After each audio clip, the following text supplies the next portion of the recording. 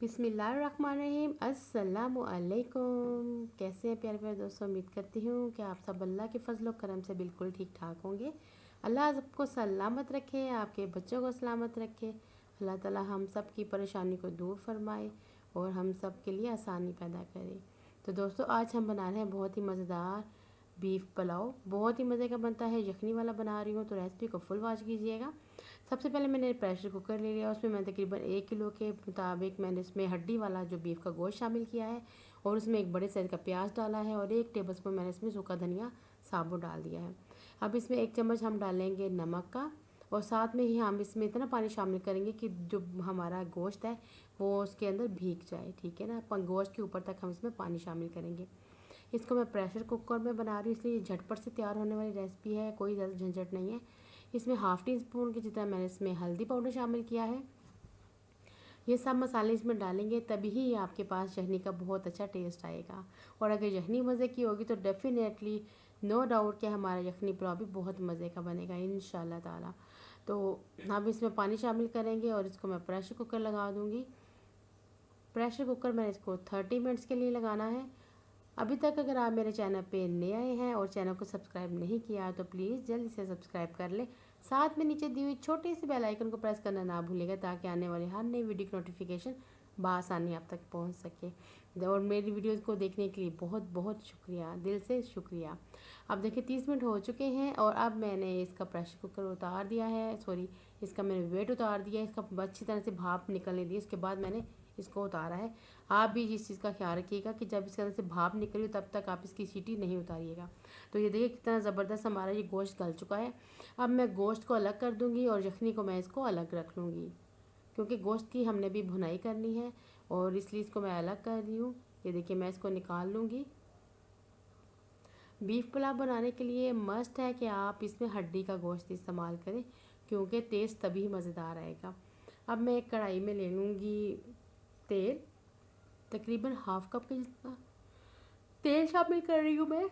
और इसमें मैं डालूँगी एक बड़े साइज़ का प्याज स्लाइस में कट करके। आप जैसे आपका दिल चाहे आप उसकी कटिंग कर सकते हैं, कोई हार्ड एंड फास्ट रूल नहीं है इसके लिए। तो जनाब इसको कोई भी बना सकता है। और साथ में दुरूद शरीफ की तस्बीह करते रहें और बिस्मिल्लाह की तस्बीह करते रहें तो इंशाअल्लाह ताला आपके खानों में जायके ऐसे होंगे कि क्या बात है, लाजवाब। प्याज को हम इसको ब्राउन होने देंगे, क्योंकि मैं वाइट पुलाव नहीं बना रही, मैं यखनी बीफ पुलाव बना रही हूँ और ये थोड़ा सा डार्क कलर का होता है, तो इसलिए हमने अपने प्याज को थोड़ा सा डार्क कलर का ही फ्राई करना है। ये देखिए प्याज हमारे फ्राई हो चुके हैं। इनको इनको फ्राई करने के बाद अब मैं इसमें शामिल करूँगी थोड़ा सा जो मैंने यखनी बनाई थी उसका पानी, ताकि थोड़ा सा इसका कलर निकल आए। ये देखिए इसका कलर थोड़ा सा निकल आया है। अब हम इसमें थोड़े से जो मसाले हमने इस्तेमाल करने हैं वो इसमें हम शामिल करेंगे। अब मैं इसमें शामिल करूँगी जनाब नमक, तकरीबन 1 टेबलस्पून के जितना। नमक डालते एहतियात कीजिए, क्योंकि हमने यखनी में भी नमक शामिल किया है, तो मुझे बिल्कुल अंदाज़ा है कि मैं कितना नमक डाल रही हूँ, तो आप भी प्लीज़ इसका ख्याल रखिएगा।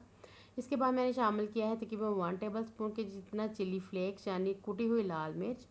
और फिर मैंने 1 ही चम्मच यानी 1 टेबलस्पून मैंने गरम मसाला यूज़ किया है। इसमें थी थोड़ी सी, इसमें बड़ी इलायची थी, इसमें दालचीनी था, इसमें ज़ीरा था, लौंग थे और काली मिर्च के दाने थे। अब मैं इसमें डाल रही हूँ तकरीबन 1 टीस्पून के जितना लहसुन का पाउडर और 1 टीस्पून ही इसके अदरक का पाउडर डालेंगे, सॉरी पेस्ट डाल रही हूँ मैं, पाउडर नहीं यूज़ कर रही। और इसमें तकरीबन 2 दरमियाने साइज़ के मैंने टमाटर शामिल कर दिए हैं। और अब इसके बाद हम इसमें शामिल करेंगे हमारा जो उबला हुआ गोश्त है, जो हमने फ्राई अभी थोड़ी देर पहले बॉईल किया था, वो वाला हम इसमें बीफ हमला यानी कि बड़ा गोश्त शामिल कर रहे हैं।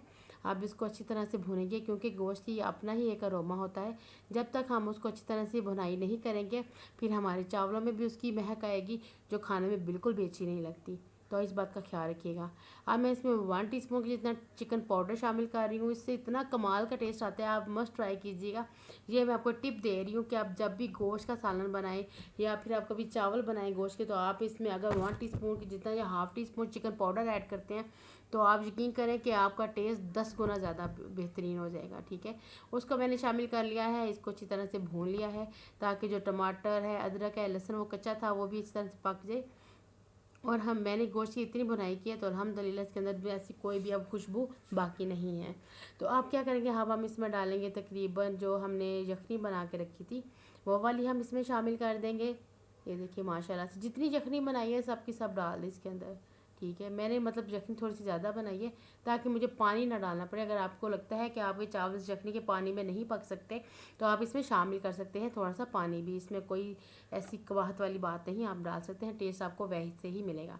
अब अच्छी तरह से बॉयल आने दें, यानी कि 1 से 2 बॉयल है, क्योंकि यखनी हमारी पकी हुई है, मसाले हमारे पके हुए हैं, तो इसलिए इसको ज़्यादा पकाने की ज़रूरत नहीं है। आप 1 बॉयल पे भी चावल शामिल कर सकते हैं। अब मैंने इसमें जो भिगो हुए चावल तकरीबन 20 मिनट के लिए मैं चावलों को भिगो दिया था। ये सुपर बासमती के चावल हैं, बहुत अच्छे रेडी होते हैं, तो पुलाव के लिए अच्छे वाला ही चावल इस्तेमाल कीजिएगा। अब ये देखिए कि मैंने इसमें चावल को शामिल कर लिया है और हम इसको एक दफ़ा चम्मच चला के इसको दोबारा कवर कर दूँगी। चावलों में बार बार चम्मच को नहीं लगाना वरना आपके चावल टूट जाएंगे। ये टिप आपको बता रही हूँ कि चावलों में अगर आप चम्मच बार बार लगाएंगे तो चावल टूट जाएंगे। और आपने जब चम्मच लगाना भी है तो आपने इस तरह से लगाना है, ज़रा गौर से देख लीजिए। आपने राइट से लेफ़्ट और लेफ़्ट से राइट साइड की तरफ करना है। ठीक है, इस तरह आपके चावल भी टूटेंगे नहीं इंशाल्लाह ताला। आप इस टिप को ज़रूर अप्लाई कीजिएगा। तो देखिए इसका पानी खुश्क होने देंगे। मैंने जब चावलों को बनाया था तो मैं इसमें एक ही दफ़ा चम्मच को इस्तेमाल किया। तो अब ये देखिए अभी चावलों का पानी खुश्क हो चुका है तकरीबन, और मैंने इसके अंदर थोड़े से जो है टमाटर के स्लाइसेस डाल दिए। ये दिखने में और खाने में मुझे बहुत पसंद है। अगर आपको भी पसंद है तो आप ज़रूर डालेंगे। इससे आप देखेंगे एक तो कलर बहुत अच्छा आता है, दूसरा इसका फ्लेवर बहुत है, ये दिखने में बहुत अच्छी लगती है। आप इसके ऊपर हरी मिर्चें भी डाल सकते हैं, लेमन भी डाल सकते हैं, पुदीना धनिया जो आपको पसंद है सब्ज़ी आप इसके ऊपर शामिल कर सकते हैं। अब मैं इसको दे दूँगी दम। अब दम मैंने दिया तकरीबन 10 मिनट के लिए। आप 10 मिनट के बाद चेक करते हैं कि क्या सूरत हाल है।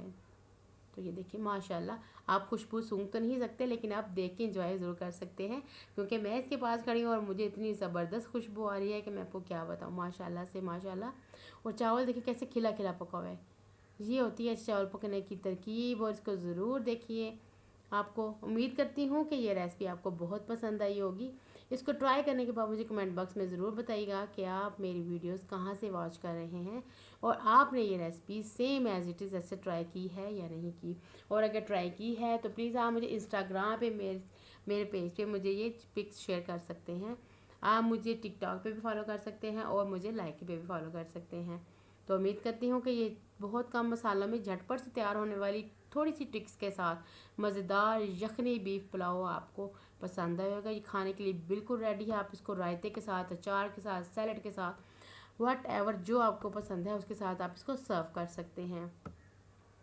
रेसिपी का जो है आपको पसंद आई होगी यकीनन, और आप मुझे अपनी दुआ में याद रखिएगा। मैं भी आपको हमेशा अपनी दुआ में याद रखूँगी। मिलते हैं एक नई रेसिपी के साथ, तब तक अपना ढेर सारा ख्याल रखिएगा और लोगों के लिए आसानियाँ पैदा करें, ताकि अल्लाह ताला हम सब के लिए आसानियाँ पैदा करे और अल्लाह ताला हम सब से राज़ी हो जाए।